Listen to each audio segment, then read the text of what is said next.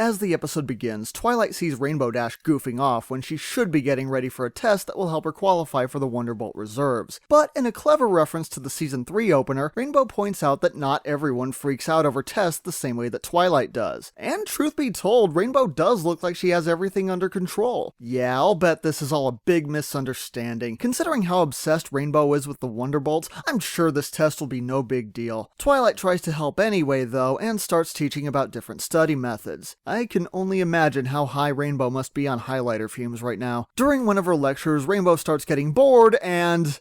For Celestial Year of Peace, a celebration was held. Headed by General Firefly. Is it bad that this is my favorite part of the episode?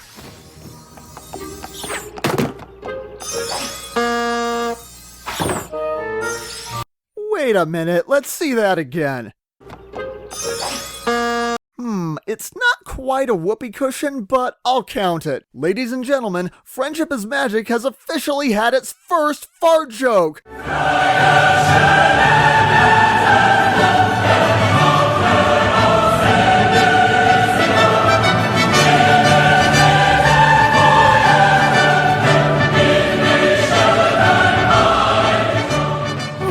Everyone at DHX must be so proud right now. Twilight then switches to yet another method using flashcards, but that doesn't work either.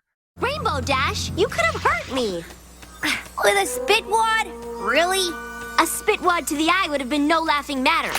You know, considering we are talking about the ponies here, those are some pretty big targets. Point goes to Twilight. The two of them finally get fed up and Rainbow insists that she's ready for the test. See what I say? But then Twilight gives her a pop quiz and she fails miserably. Realizing that she might not become a Wonderbolt after all finally gives Rainbow a wake-up call. And now she starts panicking, lashing out at Twilight in the process. Well, this egghead knows history and can fly.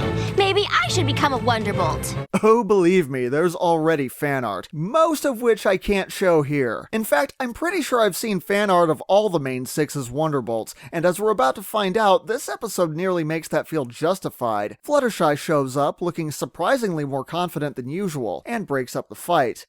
I approve. And actually, it makes sense that she's known her friends long enough by now that she'd be more comfortable dealing with something like this. Fluttershy tries to present the information by putting on a play, but it goes over Rainbow's head. Pinkie then tries to teach her through music by rapping. Amazing and so bold. She brought them all together, spreading unity and fight. Performing at their very best with wonder.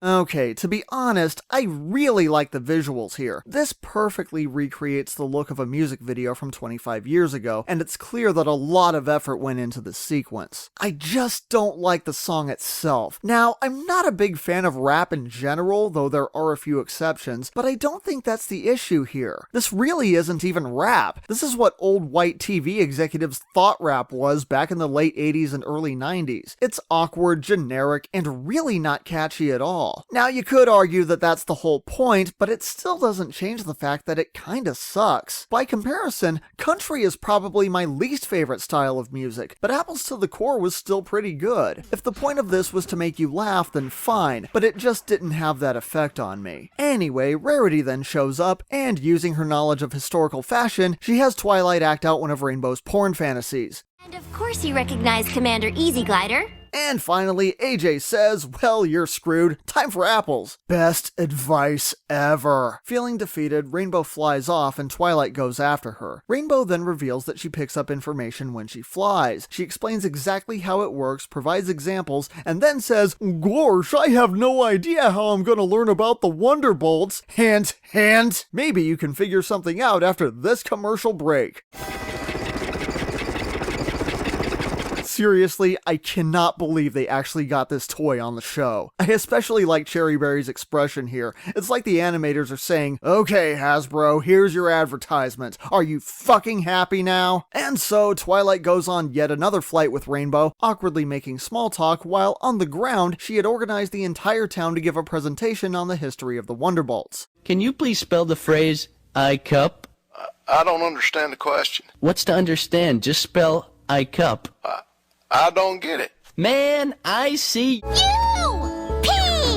Admiral Fairy Flight! Can I have some crack now? You said I could have some crack after I said the line. In the end, Rainbow passes the test, with the lesson being that everyone learns differently, and the challenge is to find out what works for you. So, you're saying that Mysterious Mare-do-Well could have been resolved just by having Rainbow fly over the town while someone held up a sign saying, "Don't be an asshole"? Really though, this is a great lesson, and it even addresses a problem that I had with Twilight Time. While everyone else was busy riding Twilight's dick for teaching Scootaloo the right way to learn something, did it ever occur to anyone that maybe Scootaloo would have learned better from having someone show her what to do? But anyway, this episode leaves me feeling a little mixed. While the character interactions and the world building we get with the Wonderbolt's history are fantastic, my main issue has to do with clumsy execution. Some of the jokes don't work, some of the dialogue feels forced, and the ending is so plainly telegraphed it hurts. But at the same time, it's not really a consistent problem. For every unfunny joke, there's another one that's really good. For every forced line of dialogue, other lines are really mature and have great performances. Seriously, if you compare some of these scenes, it almost feels like you're watching two completely different episodes. Now, overall, it feels like this episode gets more right than it gets wrong, but the inconsistencies are really distracting. Because of that, I give Testing